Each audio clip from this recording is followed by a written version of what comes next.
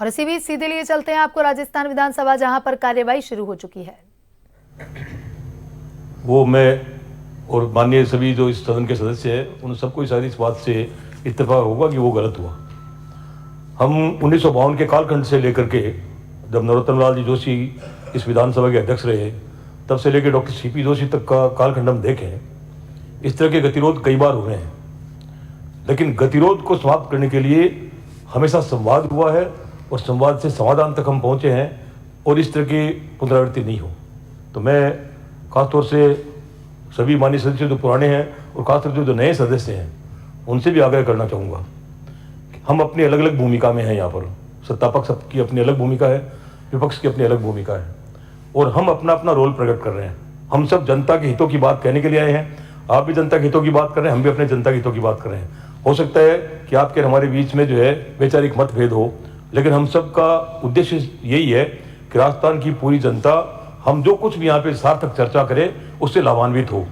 ये जो समय गया है ये मैं व्यक्तिगत रूप से मानता हूँ कि मूल्यवान समय जो राजस्थान की जनता का हमने यहाँ पे 21 तारीख से लेकर के अब तक जो हमने व्यर्थ किया है, मैं समझ रहा हूँ हम सब के लिए चिंता का विषय है। भविष्य में इस तरह की पुनरावृत्ति नहीं हो और गतिरोध हो भी तो संवाद के माध्यम से इस तरह का समाधान होना चाहिए। आपके हमारी व्यक्तिगत कोई भी ऐसी बात नहीं है जिससे आपके हमारी व्यक्तिगत कोई मतभेद हो किसी तरह का। मैं अध्यक्ष महोदय आपसे भी आग्रह करूंगा, नरोत्तम लाल जी जोशी से लेकर के डॉक्टर सीपी जोशी तक का कालखंड में आप देखेंगे तो आप स्वयं इस बात को पाएंगे कि आसन हमेशा पितृ पद पे रहता है, चाहे पक्ष हो चाहे विपक्ष हो। विपक्ष का संरक्षण आपको ही करना है और विपक्ष आपसे संरक्षित होगा तो अपनी भूमिका में वो ज्यादा कर्मठता से अपने जो है बात को रख पाएगा।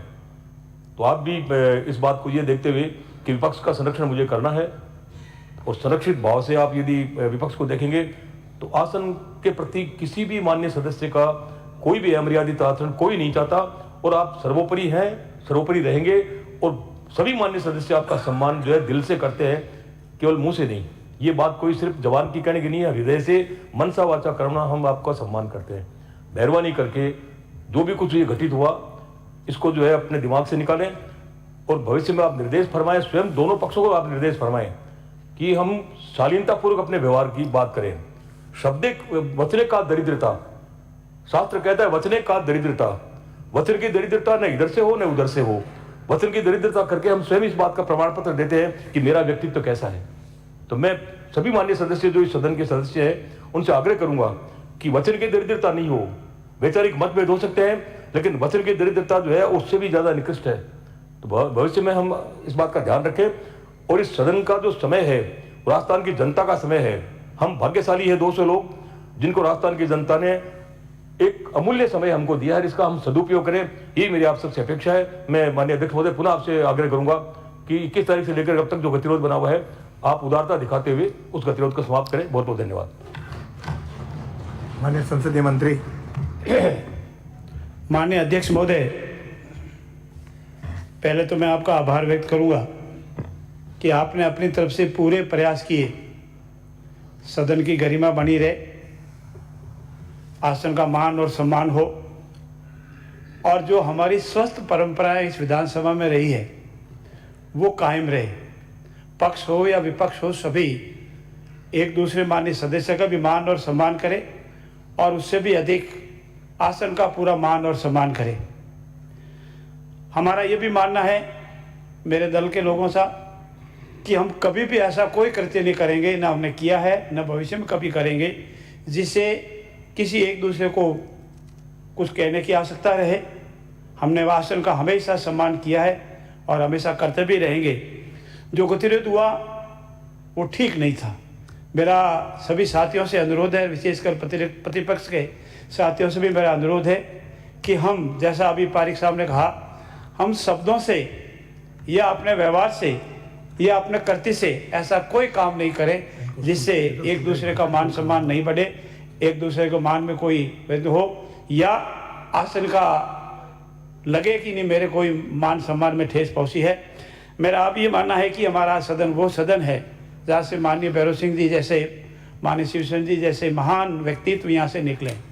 हम उनके आदर्श को मानते हुए हम एक दूसरे का मान और सम्मान करें और गतिरोध के प्रति चूँकि माननीय पारिक साहब ने और माननीय प्रतिपक्ष के नेता ने आपसे रिक्वेस्ट की है, आपसे प्रार्थना की है, और ऐसी परिस्थिति में मेरे दल का भी ये मानना है कि आप पूरा बड़ा दिल दिखावें और इस गतिरोध को समाप्त करने के लिए कोई न कोई फार्मूला निकाल के आप इसको करें। मैं पुनः सभी का आभार व्यक्त करता हूं कि आपने प्रयास किया, सभी ने, पक्ष और विपक्ष ने इसको सहमति जताई। ऐसी स्थिति में मेरा पुनः आपसे अनुरोध है कि आप इस गतिरोध को समाप्त करें, हमारी इन स्वस्थ परंपराओं को पुनः कायम करें और ये निरंतर स्वस्थ परंपराएं हमारी चलती रहे, शब्दों से किसी को आहत नहीं करें, ऐसा मेरा निवेदन है। धन्यवाद। सदन में जो लोग निलंबित हैं उनमें से वैसे तो निलंबन समाप्ति के पहले वो सदन में नहीं आ सकते, लेकिन उनमें से एक गोविंद सिंह डोटासरा को विशेष अनुमति के लिए केवल वो अकेले सदन में आए, अपनी बात कहें।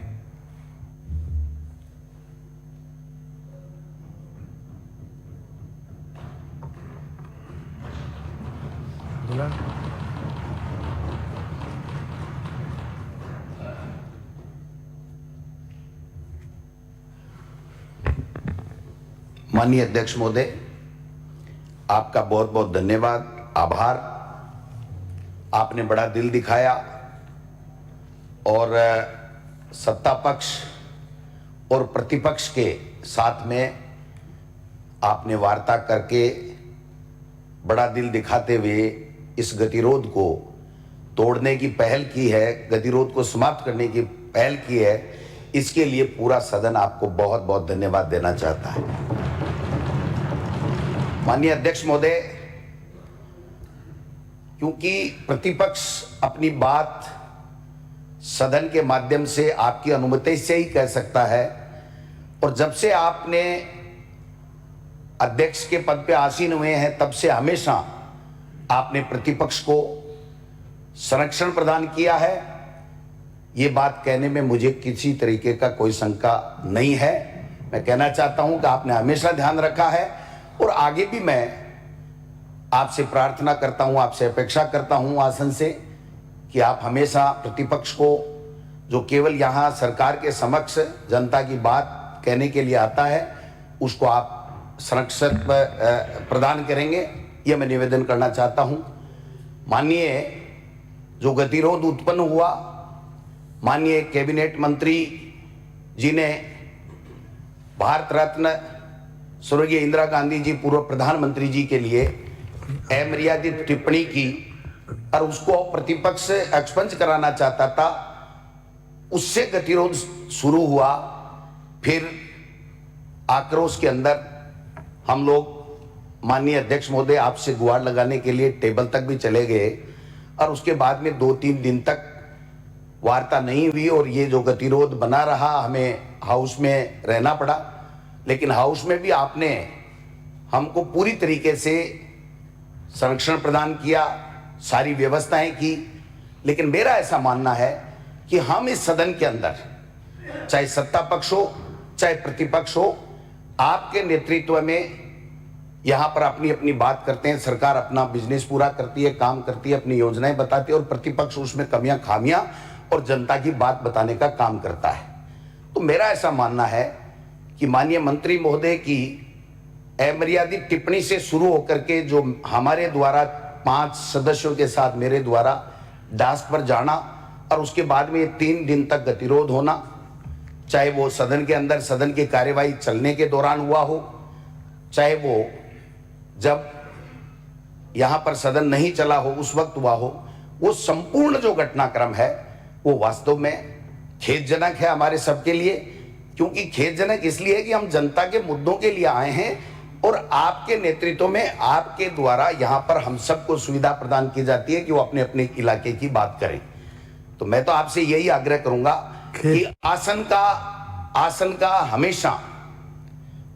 हमेशा सम्मान रहा है, आगे भी रहेगा।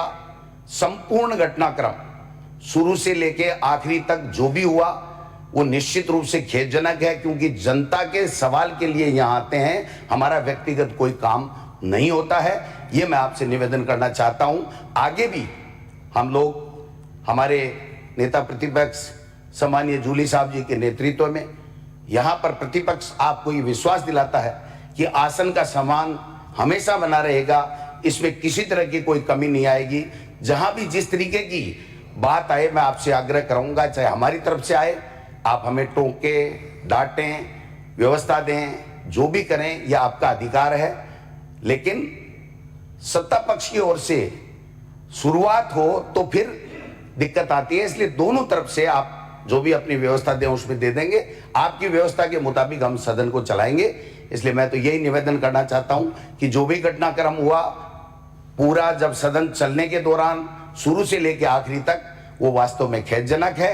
और जो हाउस के एडजोन के दौरान भी हमारे द्वारा कोई भी शब्द किए गए हैं वो शब्द अमर्यादित हो, नहीं होने चाहिए। ये मैं खुद स्वीकार करता हूं कि वो शब्द भी अच्छे होने चाहिए, चाहे वो सड़क पे कहें, सदन में कहें, चलने के दौरान कहें, चाहे बाहर कहें, वो अच्छी बात नहीं है। हम भी इसको खुद महसूस करते हैं। इसलिए आप हमें संरक्षण प्रदान करें और इस गतिरोध को आपने समाप्त करने की जो पहल की है, और मैं उम्मीद करता हूं कि ये गतिरोध समाप्त होगा और इसको आगे चलेगा। धन्यवाद। आपने घटना को तो खेदजनक बताया, मैं खेद प्रकट करता हूं। ये तो एक वाक्य कहते हैं, ये बात हुई है, मतलब आप खेदने के बाद घटना तो खेदजनक मैं मुझे आपने अनुमति दी है जब मैं कह रहा हूं कि मंत्री की बात से लेकर के अब तक जो भी घटनाक्रम हुआ वो सारा का सारा खेदजनक है, निश्चित रूप से खेदजनक है, नहीं होना चाहिए, क्योंकि हम जनता के लिए आते हैं, हमारा व्यक्तिगत कोई काम नहीं होता है। ये मैं कहना चाहता हूं। माननीय संसदीय मंत्री जी, ये तो नहीं है, आप बताओ। मेरा आपसे अनुरोध है, बात आपने कहाँ प्रकट किया, उसको आप थोड़ा सा उसी शब्दों में कहें, मेरा निवेदन रहेगा। नहीं, आप सुनिए। नहीं, अपने ये जो डायस पे चढ़े वो उसके लिए खेद पर, जो डायस पे चढ़े उसके लिए हम खेद प्रकट करते हैं। मैं सदन में खेद व्यक्त कर दूंगा। मेरा निवेदन आपसे अनुरोध है, जो तय हुआ है उसी अनुसार चले। और सभी माननीय सदस्य, पारिक साहब ने वही बात कही, जूली साहब ने कही, मैंने भी वही कही, इसीलिए जो तय हुआ है आप उसी पे कायम रहें। आप इसे करवाइए, उसके बाद में मैं जो भी मेरे से बन पड़ेगा वो मैं करूंगा। पहले मंत्री बोलेगा, शुरुआत मंत्री से हुई। शुरुआत मंत्री से। आप खेद प्रकट करो। जो माननीय अध्यक्ष की वैसे में जो तय हुआ है, सभी माननीय सदस्यों ने तय किया है, और स्पेशली पारिक साहब ने जो कहा है, जूली साहब ने जो कहा है कि ये शब्द आपने वहाँ पूर्ण रूप से एग्री किया है, उसमें विड्रॉ होना ठीक नहीं है। मेरा आपसे अनुरोध है, सदन में अपनी बात कहने से, सदन में किसी की आसन के प्रति सम्मान करने से आदमी छोटा नहीं होता है, आदमी बड़ा होता है। आपको जो भी आपका आसन के प्रति जाने में जो रहा है, पारिक साहब जैसा कह रहे हैं, मेरा आपसे समझने, आप कह दें कि मेरे से कोई हुआ है तो मैं खेद व्यक्त करता हूँ। इतनी बात तो ये काम आगे चलेगा, रुकेगा नहीं। मेरा आपसे पुनः अनुरोध है, मेरे रिक्वेस्ट है, जैसा पारिक साहब कह रहे हैं, मान ले बात। पक्ष में बात हुई है उसके मुताबिक ये करेंगे, क्योंकि हम जनता के मुद्दों पे चर्चा करना चाहते हैं। इसलिए पहले जहां से शुरुआत हुई उनके शब्दों, आप सुनिए मेरी बात, ऐसे नाड़ हलाने से नहीं चलता काम। आप मेरी बात सुनिए, मैं चेयर को निवेदन करूंगा कि जब शुरुआत जिससे हुई वो अगर अपनी बात ही कहने को तैयार नहीं है तो मेरे शब्दों का क्या महत्व है? फिर 1.5 लोग कैसे टूटेगा, आप बताइए। आप मंत्री की बात सुनूंगा मैं, मुझे लगेगा कि इन्होंने वास्तव में रियलाइज किया है तो मैं 4 बार कर लूंगा, लेकिन मंत्री रियलाइज नहीं करे और मैं उससे पहले रियलाइज कर लूं, ये संभव नहीं। मेरा माननीय अध्यक्ष, एक मिनट, माननीय अध्यक्ष महोदय, जब सारे सभी वरिष्ठ सदस्यों के मामले में सब तय हो गया, सबने पूर्ण रूप से एग्री किया, उसके बाद शब्दों का फेरफार करना मुझे जचेगा नहीं जचेगा, ये इस सदन की और वरिष्ठ सदस्यों का अपमान है। ये आप वहीं कह देते भाई मैं नहीं करूंगा, तो जो भी अव्यवस्था होगी। अब बात तय होने के आने के बाद, स्पष्ट रूप से तय होने के आने के बाद, अपने स्वयं के वरिष्ठ सदस्यों की मौजूदगी में तय होने के बाद, और यहाँ पारिक साहब स्वयं कह रहे हैं कि नहीं भाई अपने तय हुआ है, आपके स्वयं कह रहे हैं, जूली साहब स्वयं कह रहे हैं, और उसके बाद इस तरह शब्दों का फेरफार करना मेरे समझ में उचित नहीं है। बड़ा दिल दिखाना चाहिए और आपको खेद व्यक्त करना चाहिए। मैं माननीय अध्यक्ष महोदय आपका आभारी हूं कि आपने निलंबित होते हुए भी मुझे बुलाया, और मैं चौथी बार चुनकर गया हूं, तो मैं समझता हूं कि आसन का सम्मान और 1.5 लोग कैसे टूटना चाहिए। लेकिन 1.5 लोग की शुरुआत जब मंत्री से हुई है तो मंत्री अपनी बात कहते, फिर मैं कहूंगा ना कहां दिक्कत आ रही है। मैं 1.5 लोग, मैं तो ऊपर डायस पे आने पे क्षमा चाह रहा हूँ, खेद जो भी है वो तो विषय को तो अपन चलेंगे, वो तो अगर माननीय अध्यक्ष महोदय, चढ़े, माननीय अध्यक्ष महोदय, अध्यक्ष अपमान है। एक मिनट, मुझे डेस्क पर क्यों आना पड़ा? क्या अच्छा कि माननीय मंत्री ने अवांछित बताओ, आ ही नहीं सकता कोई। यह लोकसभा अगर आप अध्यक्ष महोदय जस्टिफाई कर रहे हैं, तो यदि यदि आप आप जस्टिफाई कर रहे हैं, यदि आप नहीं आप कर बात रहे को घुमा रहे हैं हैं, तो मैं ये इससे नहीं सहमत नहीं हूं। मैं सदन की कार्रवाई आधे घंटे के लिए स्थगित करता हूं।